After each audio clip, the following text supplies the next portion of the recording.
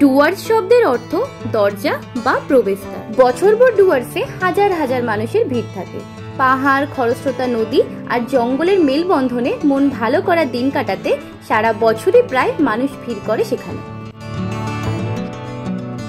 গরুমারা, চাপড়ামারি, জলদাপাড়া, খয়রামারি অভয়ারণ্য আর তিস্তা, তোরসা, জলঢাকা নদী ও জয়ন্তী পাহাড়ের প্রাকৃতিক সৌন্দর্য, ছোট ছোট গ্রাম, চা বাগান আর সবুজে ভরা প্রকৃতিকে প্রাণ ভরে উপভোগ করতে হলে একবার ডুয়ার্স বেরিয়ে আসতেই হবে।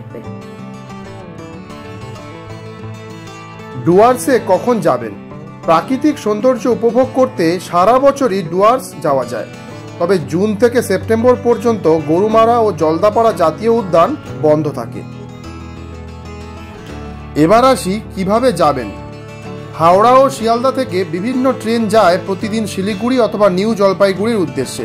এছাড়া ডুয়ার্সের কোনো জায়গায় যেতে চাইলে শিলিগুড়ি কিংবা নিউ জলপাইগুড়ি অথবা মালবাজার থেকে আপনার যতদিন প্রয়োজন গাড়ি ভাড়া করতে পারেন। ট্রেন সমেত পার হেড পুরো ডুয়ার্স বাজেট আমরা ভিডিওর শেষে সম্পূর্ণ বিবরণ দিয়ে দেব।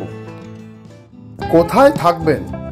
লাটাগুড়িতে অবস্থিত গরুমারা জঙ্গল ক্যাম্পে রাত্রিযাপন করতে চাইলে জলপাইগুড়ি ডিভিশনাল ফরেস্ট অফিসারের সঙ্গে যোগাযোগ করতে হবে। এখানে থাকতে খরচ হবে 1000 টাকা থেকে 1500 টাকা। এছাড়াও লাটাগুড়ি, মালবাজার, চালসাতে বিভিন্ন মানের বেশ কিছু আবাসিক হোটেল রয়েছে।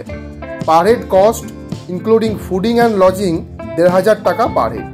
সিজন অনুযায়ী ওপর নিচ হতে পারে। এর মধ্যে কিছু হোটেল ও রিসর্টের নাম্বার আমরা ডেসক্রিপশন বক্সে দিয়ে দিচ্ছি। ডে 1-এ গাড়ি আপনাদের যেসব স্পট ঘুরিয়ে দেখাবে। এটি হচ্ছে ছোট মহাকাল মন্দির, তবে এটির সাথে বড় মহাকাল মন্দিরটি গুলিয়ে ফেলবেন না যেন।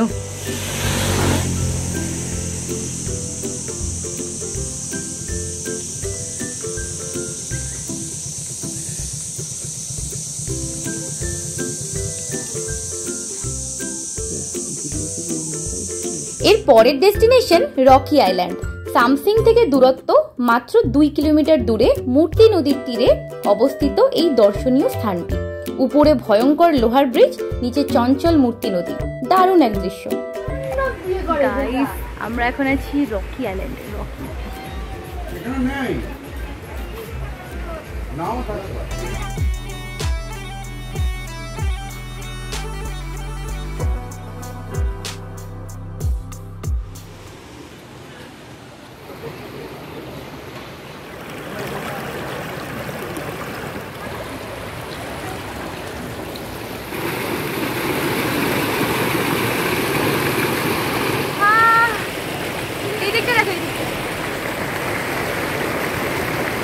এই রকি আইল্যান্ডে গেলে হাতে 1 থেকে 2 ঘন্টা সময় নিয়ে তবেই যাবেন, কারণ একবার চলে গেলে আর কিন্তু ওখান থেকে ফেরত আসতে ইচ্ছা করবে না। ভিডিওটা দেখে নিশ্চয়ই বুঝিয়ে গেছেন। আর এর পরের ডেস্টিনেশন বিন্দু, মানে ভুটান বর্ডার। আমরা এখন বিন্দু দেখতে যাচ্ছি, মানে ভুটান বর্ডার। এই আঙ্কেল আমাদের গাইড করছেন। বিন্দু ভুটানের মাঝে জলঢাকার উপর বিন্দু ড্যাম বিখ্যাত আকর্ষণ। বিন্দুতে 3টি নদী, বিন্দুখোলা, দুধপোখরি এবং জলঢাকার মিলিত প্রবাহে গঠিত বিন্দু ড্যাম পর্যটকদের সবথেকে প্রিয় আকর্ষণীয় স্পট। এটা ইন্ডিয়ার লাস্ট, তাই তো? এটা কি শুরু হলো? Last point. হ্যাঁ, লাস্ট পয়েন্ট বিন্দু।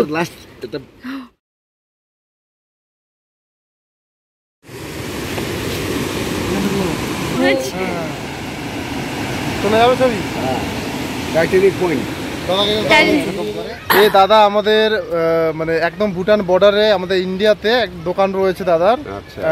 খুব ভালো দাদা আমাদের অনেক হেল্প করেছে, আমাদের পুরো এটা ঘুরিয়ে দেখালো এবং মানে বললো ভালো করে যে কি বিষয়টা।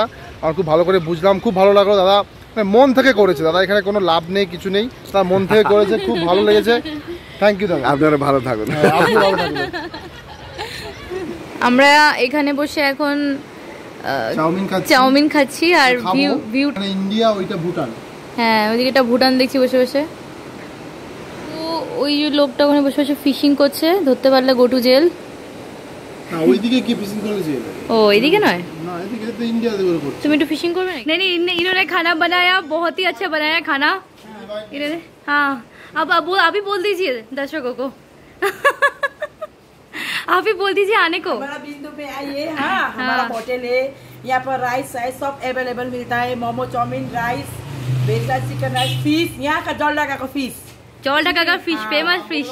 हमारा नाम डोलमा है, मेरा डोलमा होटल रेस्टोरेंट और लॉज होम स्टे भी है। नंबर भी बोल दीजिए 9434529958। बस अब सब आ जाएगा इधर। हाँ, इधर जरूर आना। बहुत ही डिलीशियस खाना है, बहुत ही डिलीशियस खाना बनाती है। ठीक है चलो। সমুদ্রপৃষ্ঠ থেকে আনুমানিক 3000 ফুট উচ্চতায় অবস্থিত সুনতালেখোলা নুড়ি পাথরের মাছ দিয়ে বয়ে আসা ছোট্ট নদী মূর্তি ও তার উপরে কাঠের পাটাতন বেষ্টিত একটি ঝুলন্ত সেতু এই পাহাড়ের সাথে শক্ত করে বেঁধে রেখেছে অন্য পার্কে। সেতু পার হয়ে রাস্তা গিয়েছে পাহাড়ের গা ঘেঁষে ঘন জঙ্গলের পাশ দিয়ে। শান্ত পরিবেশের ঝালং গন্তব্যটি পর্যটকদের সত্যিকারে স্বর্গসুখ দান করবে। ডুয়ার্সের এই অতি ছোট গ্রামটি তার অপরিসীম প্রাকৃতিক সৌন্দর্য ও মুগ্ধতা নিয়েই ইতিমধ্যেই পর্যটকদের মন কেড়েছে। এখন আমরা যেখানে এসেছি সেই জায়গাটির নাম হচ্ছে অ্যাপল স্টোন।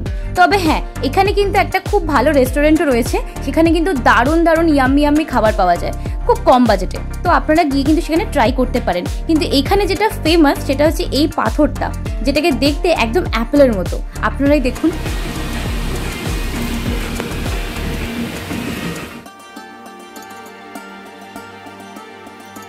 সামসিং মাটিয়ালির একটি ছোট্ট পাহাড়ি গ্রাম। এটি চা বাগানের দৃশ্যাবলী, পাহাড় ও বনজ সহ সুন্দর প্রাকৃতিক দৃশ্যের জন্য সুপরিচিত এবং এর ফলে সারা বছর প্রচুর পর্যটককে আকর্ষণ করে থাকে। এটি নেওড়া উপত্যকা জাতীয় উদ্যান থেকে 18 কিলোমিটার দূরে অবস্থিত। এর মধ্যে অনেক সুন্দর পিকনিক স্পটও রয়েছে। এর মধ্যে কয়েকটি হলো লালিগোরাস, রকি আইল্যান্ড ও সান্তলেখোলা। আমরা এখন ঠিক ট্রেক করছি না, তবু একটু নিচের দিকে যাচ্ছি। ওই যে অনেকটা নেমে গেছে। এখন আমি দেখাচ্ছি কোন দিকটা যাচ্ছি। এই যে নিচে নামছি, ও নামছে নিচে। ওই দিকটা যাওয়ার ইচ্ছা আছে, আমি জানি না কোথাও যেতে পারবি।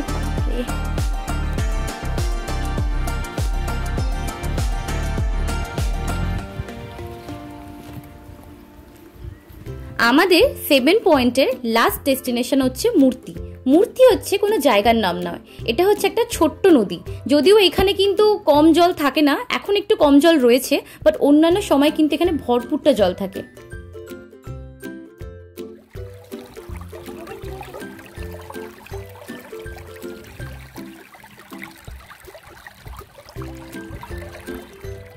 সেকেন্ড অ্যান্ড ফাইনাল ডেটা পুরো দিনটাই রাখুন গরুমারা ন্যাশনাল পার্কের জঙ্গল সাফারির জন্য।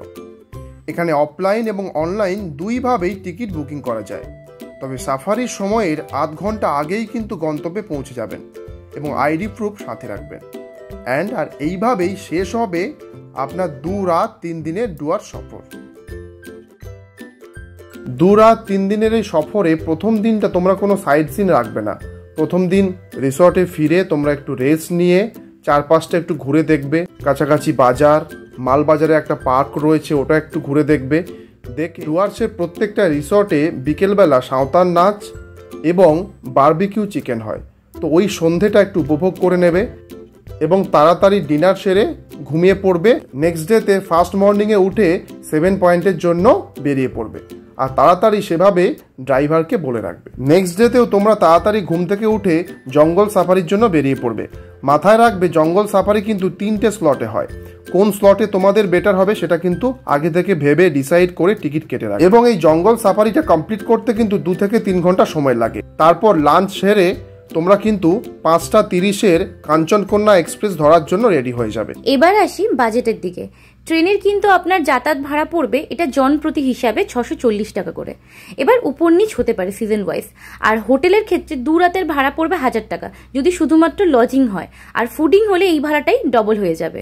আর খাওয়া আপনারা যেরকম খাবেন সেরকম খরচা হবে। তাও এই 3 দিনের খাওয়া খরচা হিসাবে কিন্তু আপনারা 1000 টাকা বাজেট করতেই পারেন। তবে হোটেলে শুধু ডিনারটা সারবেন, আর বাকি সকাল থেকে দুপুর অবধি লোকাল যে ফুডগুলো আছে সেগুলো কিন্তু ট্রাই করবেন। এবার বলি, গাড়ি কিন্তু সাইট সিন মানে 7 পয়েন্টের জন্য 2500 থেকে 3000 টাকা চার্জ করে।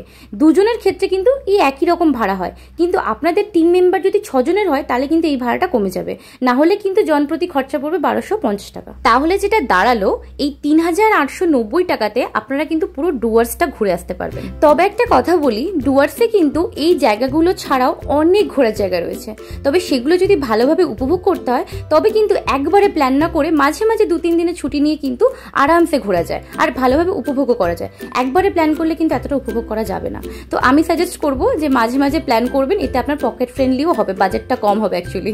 আর আমাদের ভিডিওটা যদি ভালো লাগে তাহলে একটা লাইক করে দেবে, যদি ইনফরমেটিভ মনে হয় তাহলে ফ্যামিলি ফ্রেন্ডসদের সাথে শেয়ার করে দেবে, আর যদি আরও কিছু জানার থাকে তাহলে কমেন্ট বক্সে কমেন্ট করতে একদম ভুলবে না।